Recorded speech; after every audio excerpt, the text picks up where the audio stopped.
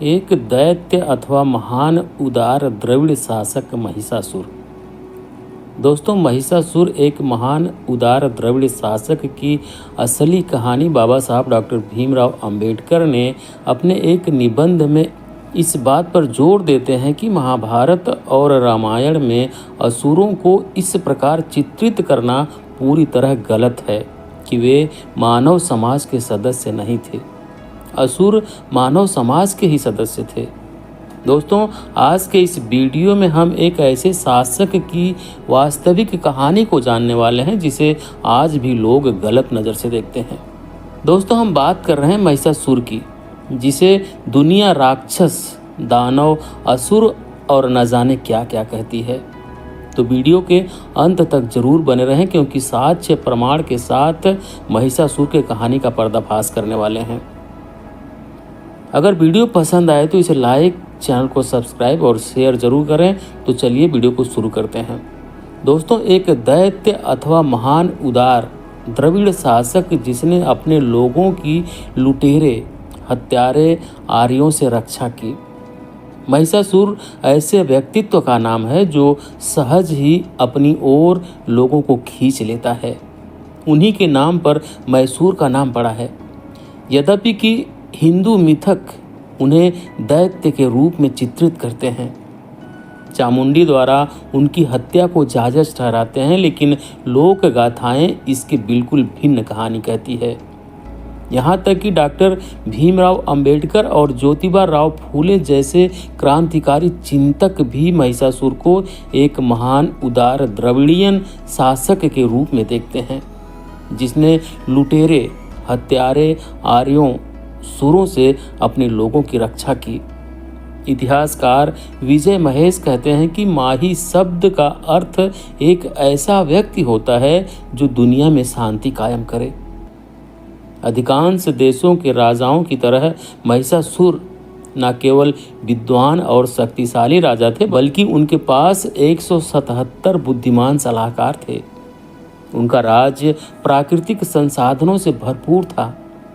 उनके राज्य में होम या यज्ञ जैसे विध्वंसक धार्मिक अनुष्ठानों के लिए कोई जगह नहीं थी। कोई भी अपने भोजन आनंद या धार्मिक अनुष्ठान के लिए मनमाने तरीके से अंधाधुंध जानवरों को मार नहीं सकता था।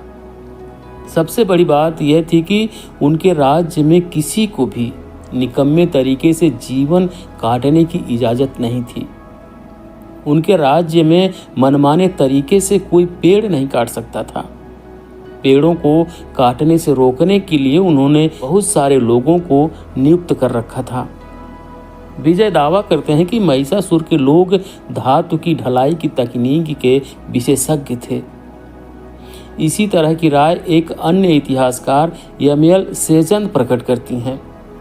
उनका कहना है कि इतिहासकार विंसेंट ए स्मिथ अपने इतिहास ग्रंथ में कहते हैं कि भारत में ताम्र युग और प्राग ऐतिहासिक कांस्य युग में औजारों का प्रयोग होता था। महिषासुर के समय में पूरे देश से लोग उनके राज्य में हथियार खरीदने आते थे। यह हथियार बहुत उच्च गुणवत्ता की धातुओं से बने होते थे। लोक कथाओं के अनुसार महिषासुर विभिन्न वनस्पतियों और पेड़ों के औषधि गुण को जानते थे और वे व्यक्तिगत तौर पर इसका इस्तेमाल अपने लोगों की स्वास्थ्य के लिए करते थे। क्यों और कैसे इतने अच्छे और शानदार राजा को खलनायक बना दिया गया? इस संदर्भ में सबल टर्न संस्कृति के लेखक और शोधकर्ता योगेश मास्टर कहते हैं कि इस बात को समझने के लिए सुरों और असुरों की संस्कृतियों के बीच के संघर्ष को समझना पड़ेगा। वे कहते हैं कि जैसा कि हर कोई जानता है कि असुरों के महिषा राज्य में बहुत भारी संख्या में भैंसें थी।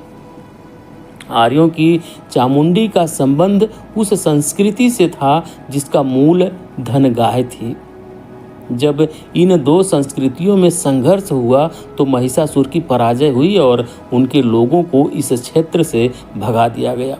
कर्नाटक में न केवल महिषासुर का शासन था, बल्कि इस राज्य में अन्य अनेक असुर शासक भी थे। इसकी व्याख्या करते हुए विजय कहते हैं कि 1926 में मैसूर विश्वविद्यालय ने इंडियन इकोनॉमिक कॉन्फ्रेंस के लिए एक पुस्तिका प्रकाशित की थी, जिसमें कहा गया था कि कर्नाटक राज्य में असुर मुखिया लोगों के बहुत सारे गढ़ थे। उदाहरण के लिए गुहासुर अपनी राजधानी हरिहर पर राज्य करते थे। डिम्बासुर चित्रगुप्त और उसके आसपास के क्षेत्रों पर शासन करते थे। बकासुर रामानगर के राजा थे। यह तो सबको पता है कि महिषासुर मैसूर के राजा थे।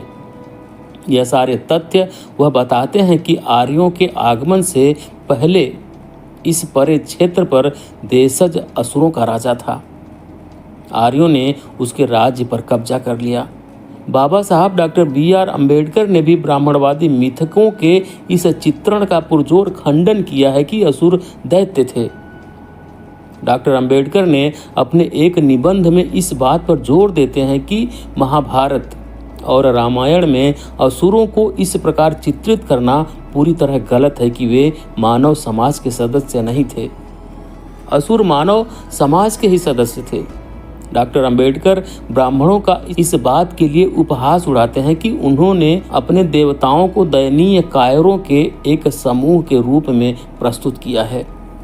वे कहते हैं कि हिंदुओं के सारे मिथक यही बताते हैं कि असुरों की हत्या विष्णु या शिव द्वारा नहीं की गई है, बल्कि देवियों ने किया है। यदि दुर्गा या कर्नाटक के संदर्भ में चामुंडी ने महिषासुर की हत्या की तो काली ने नरकासुर को मारा, जबकि शुंभ और निशुंभ असुर भाइयों की हत्या दुर्गा के हाथों हुई। बाणासुर को कन्याकुमारी ने मारा। एक अन्य असुर रक्तबीज की हत्या देवी शक्ति ने की। डॉक्टर अंबेडकर तिरस्कार के साथ कहते हैं कि ऐसा लगता है कि भगवान लोग असुरों के हाथों से अपनी रक्षा खुद नहीं कर सकते थे। उन्होंने अपनी पत्नियों को अपने आप को बचाने के लिए भेज दिया। आखिर क्या कारण था कि सुरों देवताओं ने हमेशा अपनी महिलाओं को असुरों राजाओं की हत्या करने के लिए भेजा? इसके कारणों की व्याख्या करते हुए विजय बताते हैं कि देवता यह अच्छी तरह जानते थे कि असुर राजा कभी भी महिलाओं के खिलाफ अपने हथियार नहीं उठाएंगे। इनमें से अधिकांश महिलाओं ने असुर राजाओं की हत्या कपटपूर्ण तरीके से की है। अपने शर्म को छिपाने के लिए भगवानों की इन हत्यारी बीवियों के 10 हाथों, अद्भुत हथियारों इत्यादि की कहानी गढ़ी गई। नाटक नौटंकी के लिए अच्छी है, लेकिन असंभव सी लगने वाली इन कहानियों से हटकर हम इस सच्चाई को देख सकते हैं कि कैसे ब्राह्मणवादी वर्ग ने देशज लोगों के इतिहास को तोड़ा मरोड़ा। इतिहास को इस प्रकार तोड़ने मरोड़ने का उनका उद्देश्य अपने स्वार्थों की पूर्ति करना था। केवल बंगाल या झारखंड में ही नहीं, बल्कि मैसूर के आसपास भी कुछ ऐसे समुदाय रहते हैं जो चामुंडी को उनके महान उदार राजा की हत्या के लिए दोषी ठहराते हैं। उनमें से कुछ दशहरे के दौरान महिषासुर की आत्मा के लिए प्रार्थना करते हैं, जैसा कि चामुंडेश्वरी मंदिर के मुख्य पुजारी श्रीनिवास ने मुझसे कहा कि तमिलनाडु से कुछ लोग साल में 2 बार आते हैं और महिषासुर की मूर्ति की आराधना करते हैं। पिछले 2 वर्षों से असुर पूरे देश में आक्रोश का मुद्दा बन रहे हैं। यदि पश्चिम बंगाल के आदिवासी लोग असुर संस्कृति पर विचार विमर्श के लिए विशाल बैठकें कर रहे हैं, तो देश के विभिन्न विश्वविद्यालयों के कैंपसों में असुर विषय वस्तु के इर्द गिर्द उत्सव आयोजित किए जा रहे हैं। बीते साल उस्मानिया विश्वविद्यालय और काकाटिया ने नरकासुर दिवस मनाया था, क्योंकि जेएनयू के छात्रों के महिषासुर उत्सव को मानव संसाधन मंत्री तत्कालीन ने इतनी देशव्यापी लोकप्रियता प्रदान की थी कि मैं उसके विस्तार में नहीं जा रही हूँ। महिषासुर और अन्य असुरों के प्रति लोगों के बढ़ते आकर्षण की क्या व्याख्या की जाए? क्या केवल इतना कहकर के पिंड छुड़ा लिया जाए कि मिथक इतिहास नहीं होता? लोक गाथाएं भी हमारे अतीत का दस्तावेज नहीं हो सकती हैं। विजय इसकी सटीक व्याख्या करते हुए कहते हैं कि मनुवादियों ने बहुजन के समृद्ध सांस्कृतिक इतिहास को अपने हिसाब से तोड़ा मरोड़ा। हमें इस इतिहास पर पड़े धूल धक्कड़ को झाड़ना पड़ेगा, पौराणिक झूठों का पर्दाफाश करना पड़ेगा और अपने लोगों तथा अपने बच्चों को सच्चाई बतानी पड़ेगी।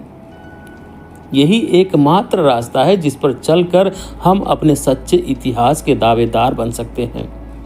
महिषासुर और अन्य असुरों के प्रति लोगों का बढ़ता आकर्षण बताता है कि वास्तव में यही काम हो रहा है।